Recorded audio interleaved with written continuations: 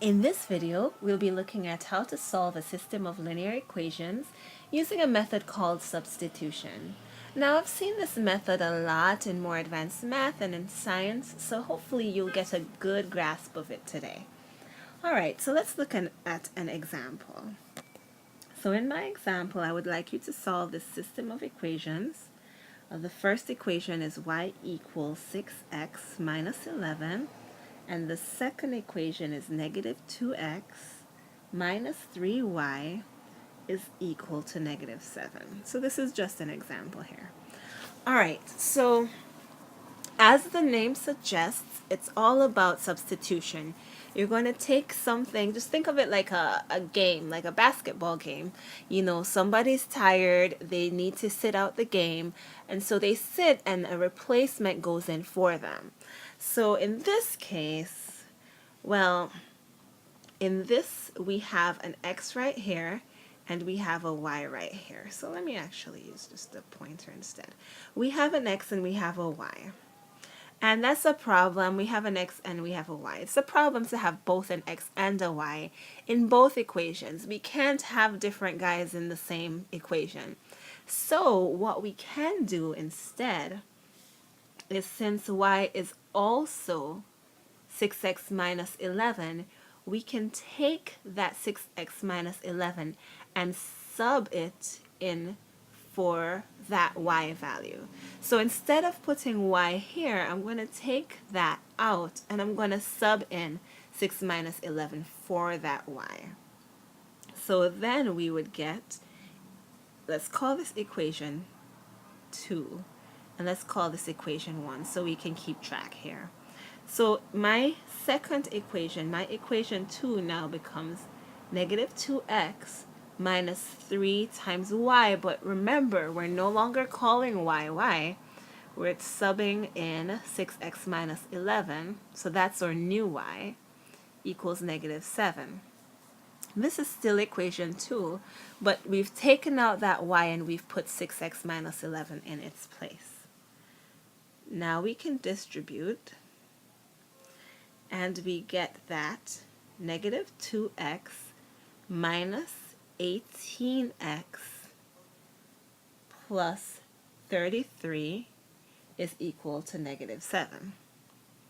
All right, cool. So now we are able to join like terms here, and we get that negative 20x plus 33 equals negative 7.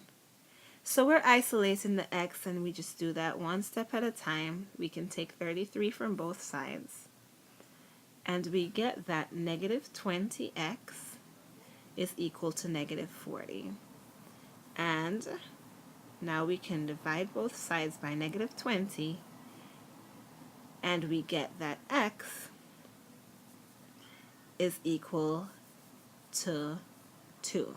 This is a negative 20. All right, but we're not done, because we found out what x is, and even though we subbed out the y, there was still a y in our original equations. So now we can figure out what y is by choosing either equation 1 or equation 2 and putting our x value in. So let's go ahead and do that. So I'm going to choose the easier looking equation. I'm going to choose equation 1, which said that y was equal to 6x minus 11. Okay, so y is 6, and we now know that x is 2. So I'm going to take that 2 and stick it in here for x minus 11. So y is equal to 12 minus 11. Y, therefore, is equal to 1. So now we know that x is equal to 2 and y is equal to 1. Let's try another one. Okay, so we just learned that we can substitute something in for our y. Or in the same way, we can actually substitute something in for our x. But we have a little problem here, because in this case, we don't have an expression equal to y or x. But that's easily fixed. So what we're going to do here, because we don't have x by itself or y by itself, well, we've got those skills needed to put x or y by itself. So that's what we're going to start off with. And it would be easier, let's number these equations. It would be easier to do it with equation 2 because x is almost by itself. We just have to do one thing to get it by itself. So let's add 2y to both sides. And now we have x is equal to 11 plus 2y. So now this is something that we can take and substitute into our other equation for x. So let's see how that will work. So I'm going to write down equation 1, which was negative 7x minus 2y equals negative 13. I haven't done anything with that equation yet. I just rewrote it. So we have two different variables in that equation. We have x, we have y. And that's an issue. We don't want two variables. We only want one. So we can now, since we have this expression for x, we can take it and we can sub that in for our x. So I'm going to take that and I'm going to stick that into the equation where x is. And we have negative 7 times 11 plus 2y. Again, that 11 plus 2y is just x. It's just another way of saying x. Minus 2y equals negative 13. All right, now that we have that, we can go ahead and simplify. So we can distribute our negative 7, and we get negative 77 minus 14y minus 2y equals negative 13. So now we can join our like terms, and we get negative 77 minus 16y equals negative 13. All right, so we are almost there. Let's add 77 to both sides, and we'll get that negative 16 is equal to 64.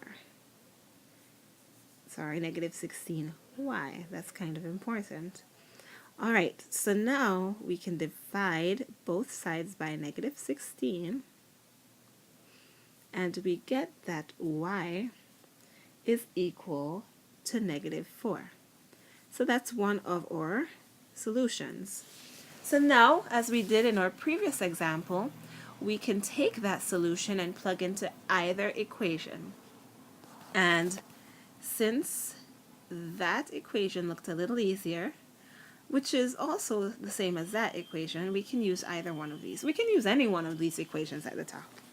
All right, so I choose to use that x equals 11 plus 2y. X equals, therefore, 11 plus 2 times negative 4. Where did I get this negative 4? That's right, from there.